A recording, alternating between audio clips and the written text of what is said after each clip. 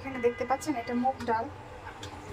মুগ ডাল আমি ভেজে নিচ্ছি, আর এটা অনেকক্ষণ ভিজিয়ে রেখেছিলাম আর লবণ দিয়ে মেখে নিয়েছি। এখন আমি এটা তেলে ভাজবো। আর কিভাবে ছোট ছোট ডালটা কিভাবে তেলে ভাজবো দেখুন। দেখেন এটা কিন্তু একটা চা চাটনি, এটা একটু বড় টাইপ। কড়াইতে তেল দিয়েছি আর এই চাটনির মধ্যে এখন আমি ডালটা দিয়ে দেবো।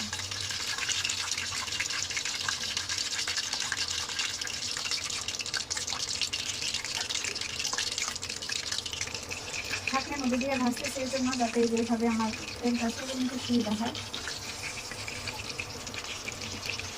যে মুগ ডালগুলো আমার ভাজা হয়ে গেছে, আর এখানে রসুন ভেজে নিয়েছি আর শুকনো মরিচ ভেজে নিয়েছি। এটা আমি এখন ব্লেন্ডারে একটু আধা ভাঙ্গা করে নেবো, একদম মিহিন করবো না। এটা চাইলে আপনারা পাটায় বেটে নিতে পারেন। আমার সময় খুবই কম থাকে, আমি 2 বাচ্চা নিয়ে সারাক্ষণ দৌড়াদৌড়ি করে থাকি। এটা পাটায় বেটে খেলে আরও বেশি ভালো লাগবে, কিন্তু আমি এখন এটা ব্লেন্ডারে গুঁড়ো করে নেব। এই যে ব্লেন্ডারে আমি দিয়ে দিলাম, এখন আমি গুঁড়ো করে নেব আধা ভাঙ্গা, একদম মিহি করবো না। এই যে গুঁড়ো করা হয়ে গেছে, দেখেন একদম ভাঙা। এই লবণ দিয়ে পেঁয়াজটা একটু চটকে নিব।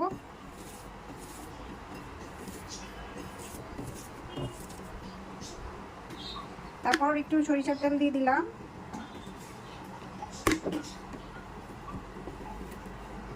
সুন্দর ফ্লেভার বের হয়েছে। এভাবে ডাল দিয়ে কেউ ভর্তা খেয়েছেন? কমেন্ট করে জানাবেন। হয়ে গেছে আমার মুগ ডালের ভর্তা। কেমন হয়েছে কমেন্ট করে জানাবেন। খেতে খুবই মজা হয়েছে, অসাধারণ। একবার হলেও বানিয়ে খাবেন। আল্লাহ হাফেজ।